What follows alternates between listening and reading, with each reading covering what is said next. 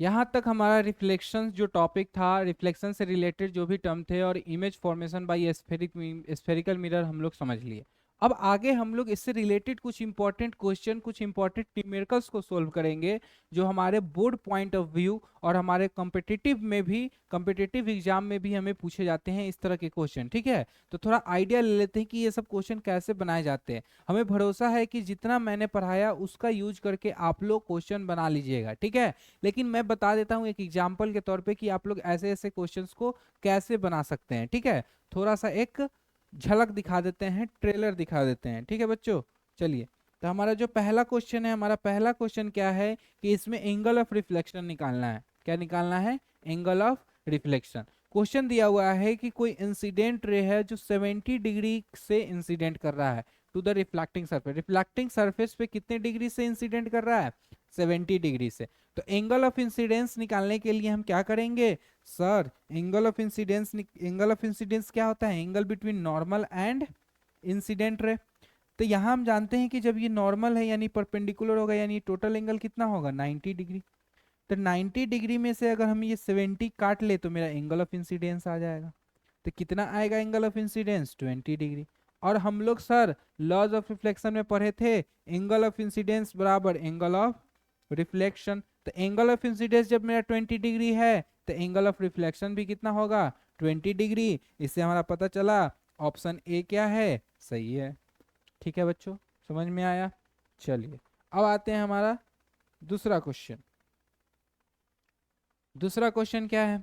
देखो, plane mirror में जब भी ऐसा क्वेश्चन दे दे तो बस इतना याद रखना कि जो ऑब्जेक्ट होगा उसके सामने उसका इमेज बनेगा, पहला पॉइंट। दूसरा कि ऑब्जेक्ट सीधा होगा तो इमेज भी सीधा है।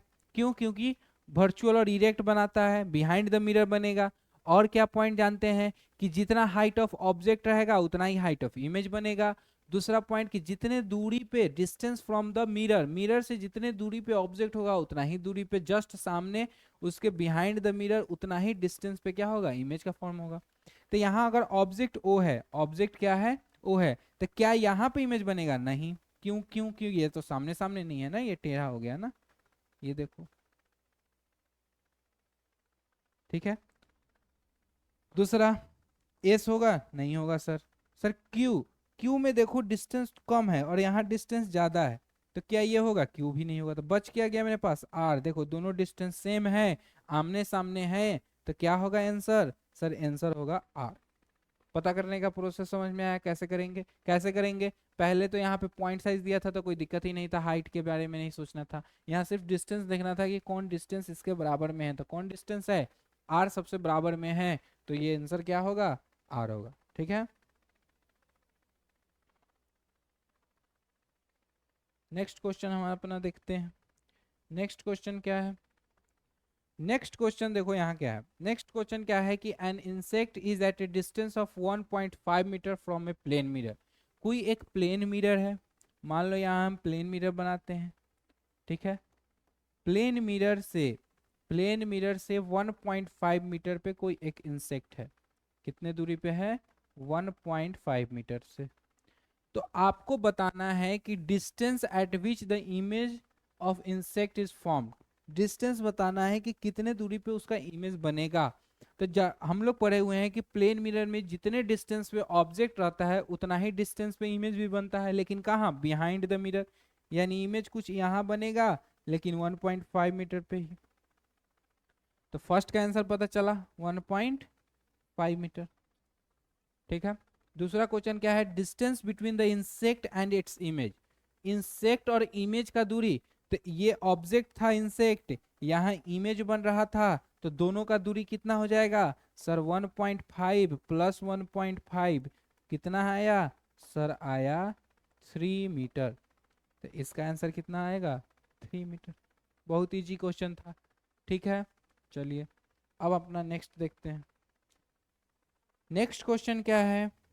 A concave mirror is made up by a cutting a portion of hollow glass sphere। बताए थे कोई भी स्पेरिकल मिरर जो बनता है, कनकेव या कन्वेक्स हो, वो किससे बनता है? एक हॉलो स्फीयर का पार्ट होता है। अगर हम लोग बाहर की तरफ अगर ओपीक्यू बना दे यानी कि बल्गिंग आउटवर्ड की तरफ ओपीक्यू मीडियम बना दे और अंदर रिफ्लेक्टिव हो तो वो कनकेव मिरर कहलाता है, लेकिन अगर बाहर की तरफ रिफ्लेक्टिव हो तो वो कन्वेक्स मिरर कहलाता है। तो यहाँ पे कौन सा मिरर कह रहा है, कोई मिरर नहीं कह रहा है, एक कनकेव मिरर बोल रहा है। क्या बोल रहा है, कनकेव मिरर। तो कनकेव मिरर हम लोग का एक हॉलो स्फीयर है जिससे हम कट कर लिए ये, और बाहर के साइड्स को हम लोग ओपीक्यू बना दिए और अंदर का साइड क्या है, हॉलो स्फीयर है। और जिस हॉलो स्फीयर से इस काटा गया है उसका रेडियस था 30 सेंटीमीटर। उसका रेडियस कितना था, 30 सेंटीमीटर। मान लो कि ये ऐसे काटा गया होगा, इससे काटा गया होगा, ठीक है, एकदम इक्वल नहीं बना लेकिन मान लो कि इससे कटा गया होगा जिसका रेडियस है 30 सेंटीमीटर। तो इस मिरर का फोकल लेंथ, तो हम एक बताए थे फॉर्मूला कि रेडियस ऑफ कर्वेचर, क्या, रेडियस ऑफ कर्वेचर और फोकल लेंथ के बीच का रिलेशन बताए थे कि r इक्वल टू होता है 2f। r इक्वल टू क्या होता है, 2f। यानी कि फोकल लेंथ बराबर क्या होगा सर, r/2। फोकल लेंथ बराबर क्या होगा, r/2। तब फोकल लेंथ यहाँ क्या हो जाएगा, फोकल लेंथ बराबर r/2। तो रेडियस कितना दिया हुआ है, रेडियस दिया हुआ है 30/2 यानी कि 50 सेंटीमीटर। ठीक है। अच्छा एक चीज और बताओ, यहाँ क्या प्लस होगा या माइनस। तो सर ऑब्जेक्ट मेरा अगर इधर है, इधर से इंसिडेंट रे जाएगा तो जो डिस्टेंस मेजर करेंगे वो इधर मेजर करेंगे, यानी कि फोकल लेंथ किस चीज में आएगा सर, फोकल लेंथ आएगा माइनस में। फोकल लेंथ किस चीज में आएगा, माइनस में। रेडियस ऑफ कर्वेचर किस चीज में आएगा, माइनस में आएगा। कोई दिक्कत, तो आंसर कितना होगा, -15 सेंटीमीटर। अब आता है an object is placed at a distance of 15 centimetre from A concave mirror of focal length 10 centimetre. अच्छा पोजीशन ऑफ द इमेज पूछ रहा है। अगर हम लोग डायग्राम बनाए हैं, डायग्राम के बेसिस पे इसको देखें तो क्या पता चल रहा है कि सर फोकल लेंथ दिया हुआ है 10 सेंटीमीटर। पहले हम कौन सा मिरर है, कनकेव मिरर है, तो कनकेव मिरर बना लिए। कनकेव मिरर में फोकल लेंथ दिया हुआ है 10 सेंटीमीटर। और क्या दिया हुआ है कि ऑब्जेक्ट कहां पे प्लेस किया गया है, 15 सेंटीमीटर पे। ऑब्जेक्ट किधर प्लेस किया गया है, 15। जब फोकल लेंथ 10 सेंटीमीटर है तो सेंटर ऑफ कर्वेचर कितने पे होगा, 20 पे होगा। ये भी 10 सेंटीमीटर होगा तब ना ये टोटल 20 होगा। यहां तक तो समझ में आया, फिगर बना लिए। ठीक। अब देखेंगे कि ऑब्जेक्ट कहाँ रखा, 15 सेंटीमीटर यानी कि एफ के बाद और सी के बीच में। अच्छा एक बात बताओ, जब ऑब्जेक्ट सी और एफ के बीच में रहता था, when the object is present between C and F, C और एफ के बीच में जब ऑब्जेक्ट रहता है तो इमेज कहाँ बनता है, behind the, beyond the centre of curvature, beyond the centre of curvature, centre of curvature के पीछे। यानी कि जो मेरा पोजीशन ऑफ द इमेज आएगा, यानी कि इमेज जो डिस्टेंस आएगा वो किससे ज्यादा आएगा सर, वो 20 से ज्यादा आएगा, तब मेरा सही होगा। और कैसा आएगा, रियल और इन्वर्टेड आएगा। रियल में माइनस होता है यानी कि माइनस आएगा, तब सही होगा। ठीक है, यहां तक तो समझ में आया रे डायग्राम से। अब फॉर्मूला का यूज करते हैं। तो इस तरह के क्वेश्चन में हम लोग यूज करते हैं मिरर फॉर्मूला, जो हम बताए थे। मिरर फॉर्मूला क्या आता है, 1/f बराबर 1/v प्लस 1/u, 1/f बराबर 1/v प्लस 1/u। ठीक है। तो यहाँ पे ऑब्जेक्ट डिस्टेंस दिया हुआ है कितना, 15 सेंटीमीटर। प्लस या माइनस, सर ऑब्जेक्ट इधर है तो इधर के अपोजिट डायरेक्शन में आ रहा है, इंसिडेंट रे के अपोजिट डायरेक्शन में आ रहे हैं यानी लेफ्ट साइड में आ रहा है, अगर सिंपल वे में बोले तो माइनस। ठीक है। Focal length sir concave mirror का भी माइनस होता है 10 सेंटीमीटर। अब हम लोग फॉर्मूला यूज करते हैं। तो यहाँ पे अगर हम लोग लिखे 1 जो एफ है, 1/f using mirror formula, using mirror formula, 1/f बराबर 1/v प्लस 1/u। हम हमें क्या निकालना है, v निकालना है, तो u वाला को इधर भेज देंगे। तो क्या लिख सकते हैं सर, लिख सकते हैं 1/v बराबर 1/f माइनस 1/u। ठीक है, लिख सकते हैं, चलिए लिख सकते हैं तो बनाते हैं। तो 1/v बराबर 1/f कितना है सर, 1/f है -10 और माइनस 1/-15। एलसीएम जब आप लीजिएगा तो कितना आएगा, लेके देख लीजिए। 5 2 जा 10, 5 3 जा 3 2 जा 6, 5 30। कितना आएगा एलसीएम, 30। आप लोग एलसीएम निकालते रहे। 10 से अगर 30 में डिवाइड करेंगे तो कितना आएगा, -3। माइनस माइनस प्लस हो जाएगा, +2। भी बराबर है 1/v बराबर 1/v बराबर कितना आया, 3 में से 2 जाएगा, प्लस माइनस माइनस हो जाएगा, यानी कि -1/30, यानी v बराबर कितना आया 30 सेंटीमीटर -1। तो ये एग्जैक्ट पोजीशन पता चला। एग्जैक्ट पोजीशन हमें पता करने के लिए क्या लिखेंगे, मिरर फॉर्मूला का यूज करेंगे। लेकिन अगर हमको पहले ही हम आपको फिगर से बता दिए हैं कि जो इमेज का डिस्टेंस आएगा वो हमेशा सेंटर ऑफ कर्वेचर से बड़ा आएगा, क्यों आप पीछे आएगा, क्यों, क्योंकि सर हम लोग ने पढ़ा था कि जब ऑब्जेक्ट सेंटर ऑफ कर्वेचर और फोकस के बीच में रहता है तो इमेज सेंटर ऑफ कर्वेचर के पीछे बनता है, यानी कि 20 सेंटीमीटर से ज्यादा। तो 20 सेंटीमीटर से ज्यादा आ रहा है ना 30 सेंटीमीटर। और माइनस यहाँ पे क्या इंडिकेट कर रहा है, माइनस यहाँ बता रहा है कि image in front of the mirror बन रहा है, यानी कि रियल इमेज बन रहा है। कैसा इमेज बन रहा है, रियल इमेज। ठीक है, चलिए समझ में आया। अब हम लोग आते हैं नेक्स्ट क्वेश्चन। नेक्स्ट क्वेश्चन क्या है कि ये 3 centimetre long object is placed perpendicular the principal axis of a concave mirror. कौन सा मिरर है, कनकेव मिरर है, बना लेते हैं।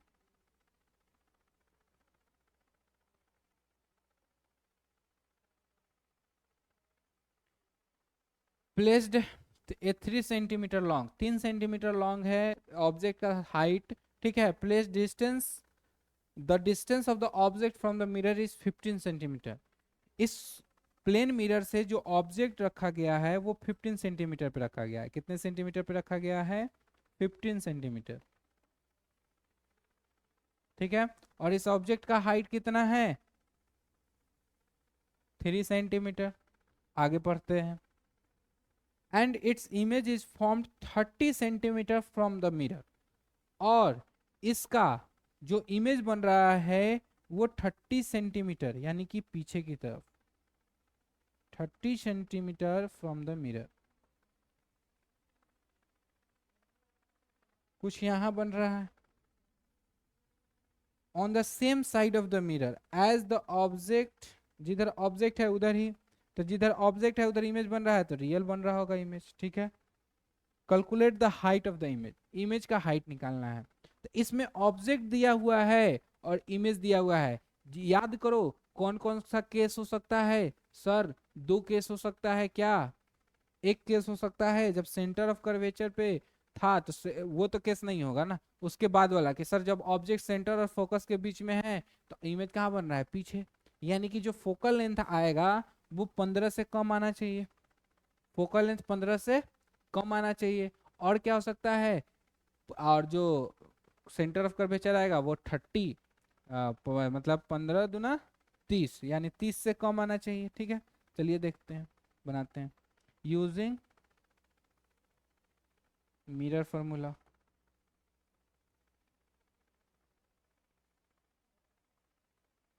मिरर फार्मूला का यूज करते हैं यहाँ पे। जब हम यहाँ यूज करेंगे मिरर फार्मूला तो क्या लिखेंगे, 1/f बराबर 1/v प्लस 1/u।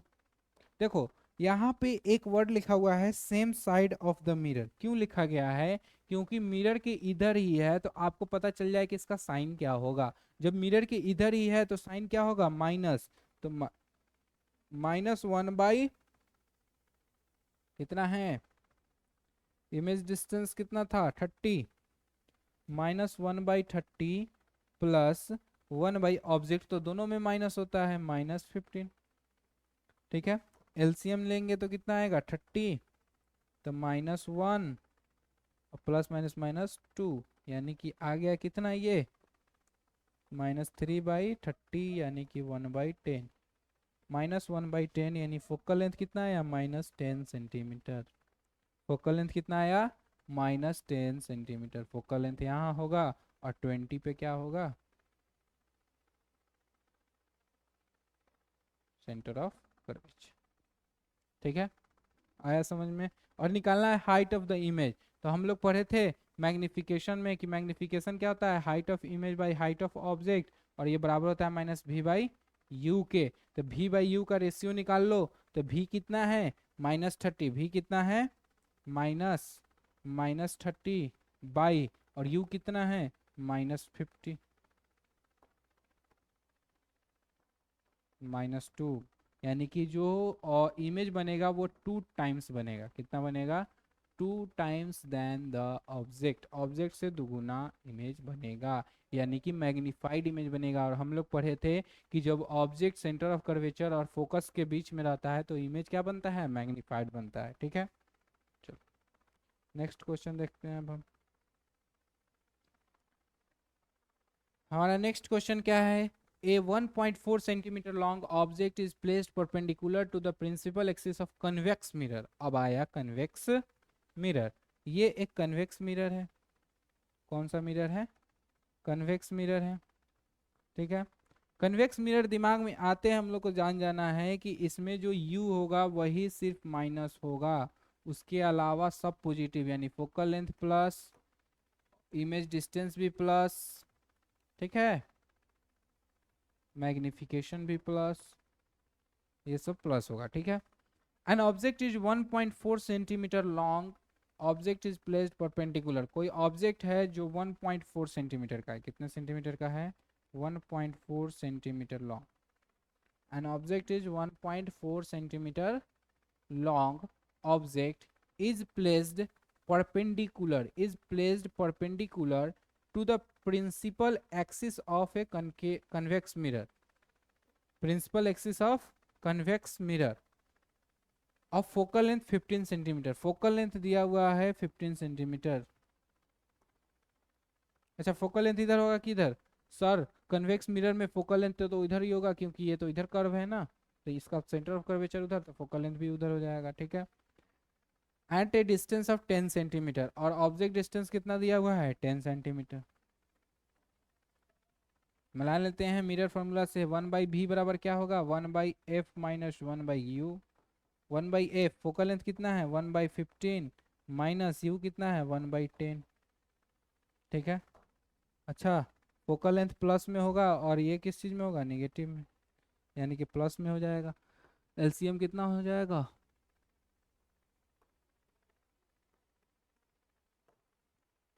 5/30, यानी कि कितना आएगा 1/6, यानी कि भी आया आपका 6 सेंटीमीटर। इमेज कहाँ पे बनेगा, सर इमेज हम लोग पढ़े थे कि कन्वेक्स मिरर में अगर फाइनाइट पे होगा तो वो पोल और फोकस के बीच में बन जाता था, तो देखो 6 सेंटीमीटर यानी 15 से कम आया, यानी पोल और फोकस के बीच में। ठीक है, समझ में आया।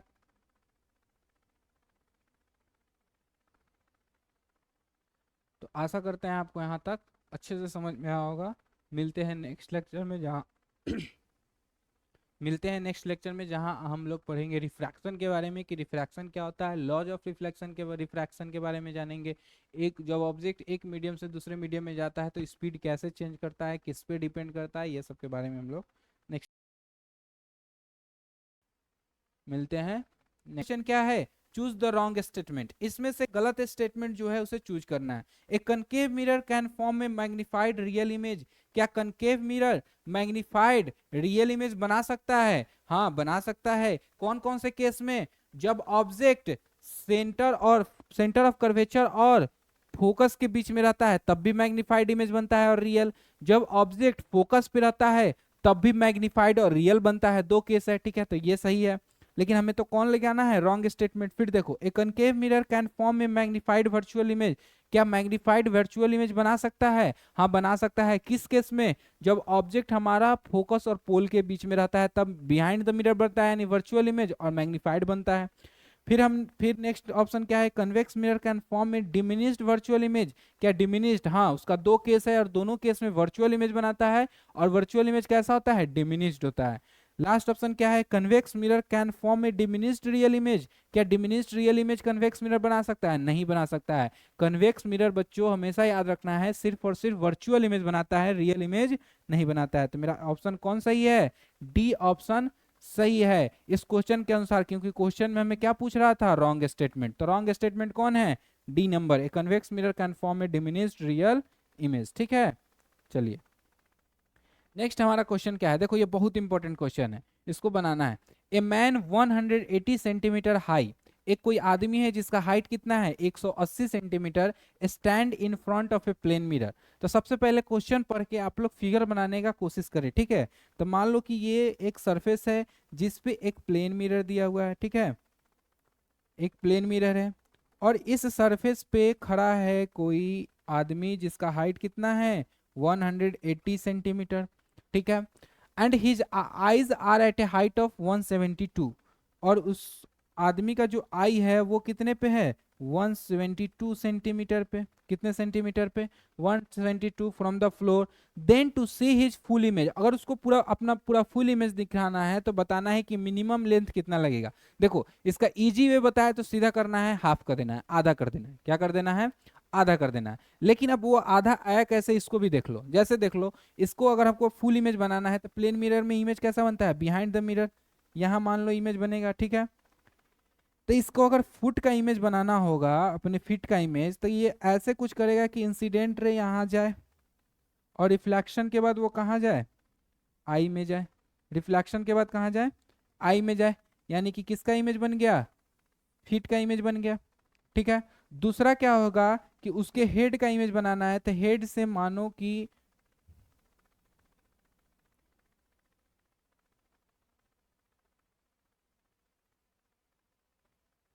हेड का इमेज बनाना है तो हम हेड में दो केस ले लेते हैं, मान लो एक ले लेते हैं नॉर्मली इंसिडेंट जा रहा है तो ये जैसे जाएगा वापस आ जाएगा, लेकिन लगेगा कि ये कहाँ से आ रहा है यहाँ से आ रहा है, ठीक है।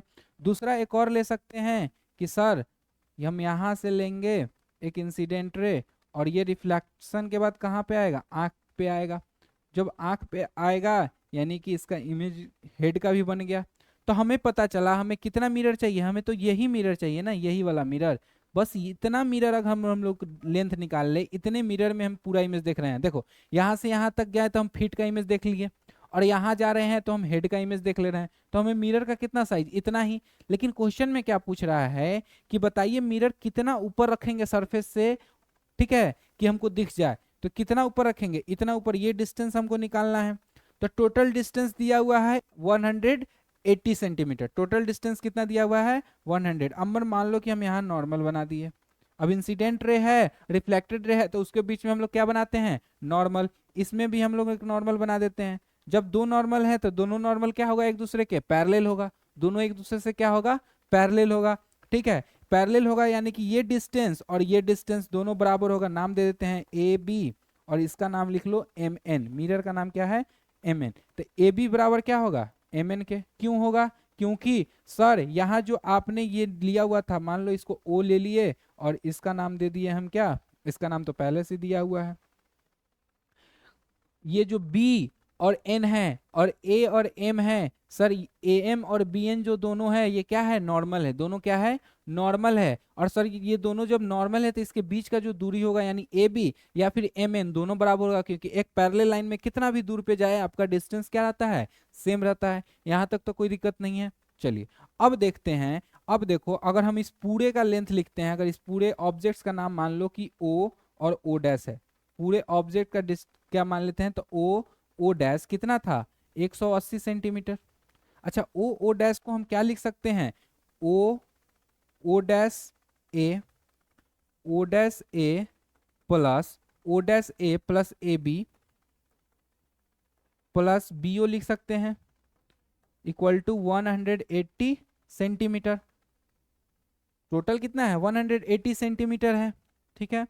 अब देखो यहाँ पे ओ डैश ए और ए बी, ओ डैश ए और ए बी और बी ओ, यहाँ तक तो लिख दिया। अब यहाँ देखो अगर हम लोग ये ट्रिएंगल लेते हैं और ये ट्रिएंगल लेते हैं, इसको मानते हैं ट्रिएंगल 1, इसको मानते हैं ट्रिएंगल 2, तो angle of incidence is equal to angle of reflection, और यहाँ दोनों 90 डिग्री है क्योंकि नॉर्मल है।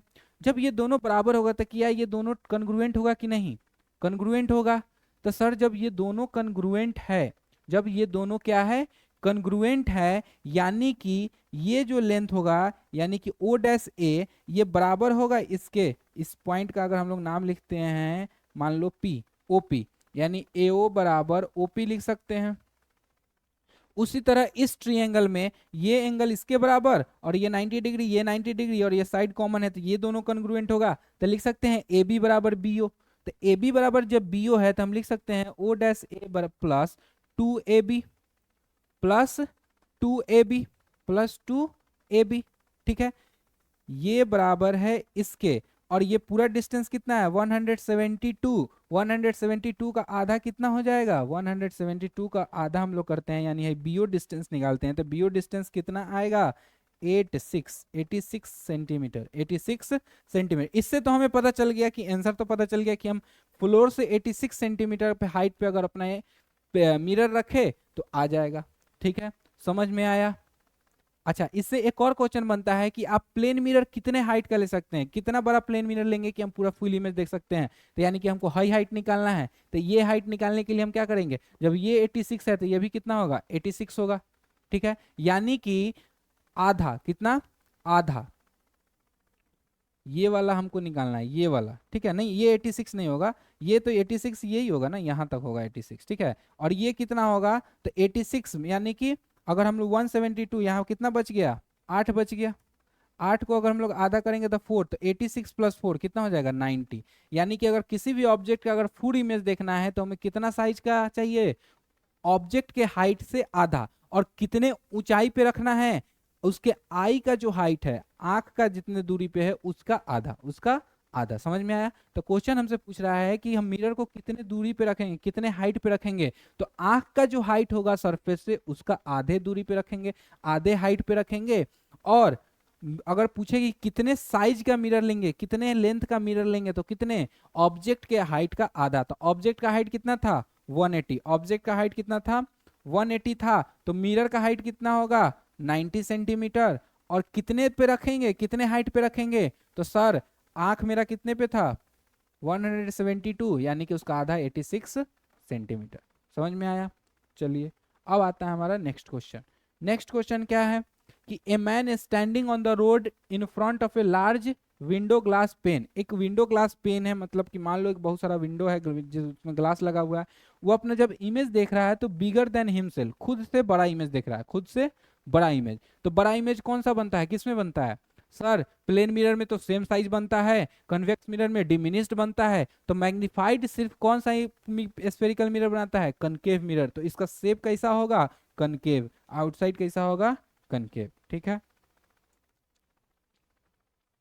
नेक्स्ट क्वेश्चन क्या है, a concave mirror produces 4 times magnified image. देखो ऐसा जब भी क्वेश्चन आ जाए जिसमें टाइम्स लगा हो, 2 टाइम्स हो, 3 टाइम्स हो, या फिर nth टाइम्स हो, ऐसे करके दे क्वेश्चन, तो इसका मतलब जो 4 टाइम्स लिखा हुआ है ना, 4 टाइम्स, वो एक्चुअली में क्या दिया हुआ है मैग्निफिकेशन। क्या दिया हुआ है मैग्निफिकेशन। और मैग्निफिकेशन का हम लोग फॉर्मूला पढ़े हुए थे, क्या होता है height of image to the height of the object, या फिर होता है -v/u, यानी कि ये रेशियो दिया हुआ रहता है। क्या दिया रहता है रेशियो। इसका मतलब क्या होता है कि जो इमेज बन रहा है वो 4 गुना ज्यादा बन रहा है, ऑब्जेक्ट के साइज से 4 गुना ज्यादा इमेज का साइज बन रहा है। Of an object placed at 10 centimetre from it, और ऑब्जेक्ट कितने पे है, यानी यू कितने हैं 10 सेंटीमीटर पे। ठीक है, और कौन सा मिरर है कनकेव मिरर है, तो यू किस चीज में होगा माइनस, यू क्या होगा माइनस। ठीक है, तो आपसे पूछ रहा है find the position of the image, तो क्या इससे आप नहीं पता कर सकते हैं कि इमेज कैसा बनेगा, तो पता कर सकते हैं सर। तो m बराबर है -4, -4 नहीं, m बराबर है 4 इक्वल टू -v/u। अब हम लिखते हैं 4 इक्वल टू क्या हो जाएगा v -v, और u मेरा कितना है -10, माइनस से माइनस कट गया, तो v बराबर आया क्या 10 टू जा 40 सेंटीमीटर पे। कहाँ है 40 सेंटीमीटर। कोई दिक्कत। चलिए अब हम लोग आगे देखते हैं question. An object 4 centimeter in size is placed at a distance of 25 centimeter in front of a convex mirror। अब कौन सा मिरर है कन्वेक्स मिरर। मैंने बताया था कि कनकेव मिरर हो या फिर कन्वेक्स मिरर हो, ऑब्जेक्ट डिस्टेंस जो होता है वो हमेशा माइनस होता है, ऑब्जेक्ट डिस्टेंस हमेशा क्या होता है माइनस होता है। तो इस क्वेश्चन में क्या कह रहा है कि ऑब्जेक्ट का जो लेंथ है, ऑब्जेक्ट का जो हाइट है, यानी हाइट ऑफ द ऑब्जेक्ट कितना दिया हुआ है 4 centimetre, height of the object कितना दिया हुआ है 4 सेंटीमीटर, और वो प्लेस्ड कितना, कितने दूरी पे किया गया है 25 सेंटीमीटर, यानी u दिया हुआ है -25 सेंटीमीटर। माइनस क्यों आया, क्योंकि कन्वेक्स मिरर हो या कनकेव मिरर हो हमेशा क्या होता है माइनस होता है। ठीक है, और रेडियस ऑफ कर्वेचर दिया हुआ है 40 सेंटीमीटर। अब देखो रेडियस दिया हुआ है 40 सेंटीमीटर, तो क्या इससे हम फोकल लेंथ निकाल लेंगे। फोकल लेंथ क्या होता है r/2, यानी कि 40/2 यानी कि 20 सेंटीमीटर। प्लस या माइनस, कन्वेक्स मिरर है प्लस या माइनस, क्या होगा, कन्वेक्स मिरर में फोकल लेंथ क्या होता है, प्लस होता है, कन्वेक्स मिरर में फोकल लेंथ क्या होता है, प्लस। ठीक है, अब हमें क्या निकालना है, फाइंड द पोजीशन, पोजीशन निकालना है, फिर साइज निकालना है, और फिर नेचर ऑफ द इमेज। ठीक है, तो पोजीशन निकालना है यानी भी निकालना है, तो mirror formula, using mirror formula, using mirror formula, mirror formula का यूज करके क्या हम यूज कर सकते हैं, 1/f बराबर 1/v प्लस 1/u। हमको भी निकालना है, u को इधर भेज देंगे तो लिख सकते हैं 1/v बराबर 1/f माइनस 1/u, लिख सकते हैं। वैल्यू पुट करो, तो 1/v बराबर क्या आया, 1/f, f कितना है +20, 1/20 माइनस u कितना है, u है 1/-25 सेंटीमीटर। ठीक है, 20 और 25 का एलसीएम लो तो कितना आएगा, कितना आएगा 5 4 जा और 5 5 जा 25, तो 5 4 जा 20 और 25 100, कितना आएगा 100 आएगा। 20 20 100 डिवाइड करेगा तो कितना आएगा 5 माइनस 4 और -4 यानी कि +4 हो जाएगा, यानी 9/100। तो भी कितना आया सर, भी आया 100/9। क्यों सर, 9/100 आ रहा था, लेकिन यहाँ भी रेसिप्रोकल में है ना, इसको जब हम ऊपर भेजेंगे तो ये भी पलट जाएगा, यानी 100/9 आया। ठीक है,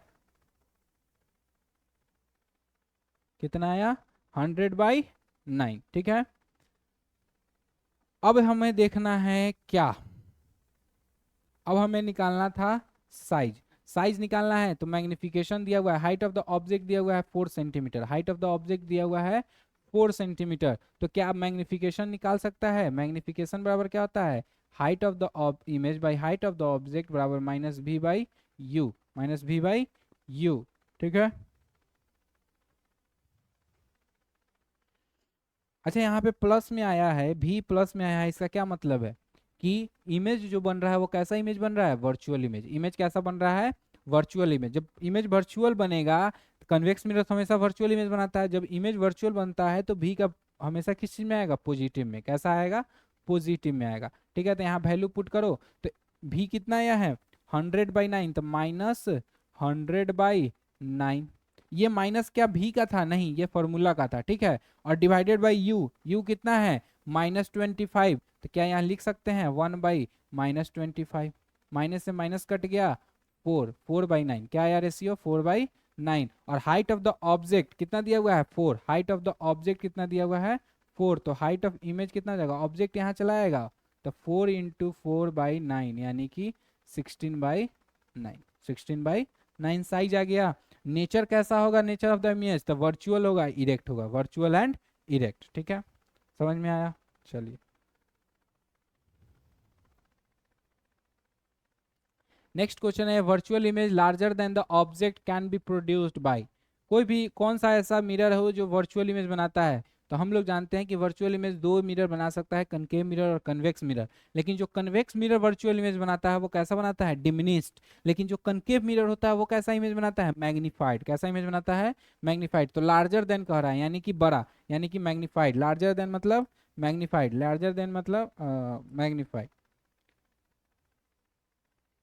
लार्जर देन का मतलब क्या आता है, मैग्नीफाइड। तो मैग्नीफाइड इमेज कौन बनाएगा, कनकेव मिरर, कनकेव मिरर। ठीक है,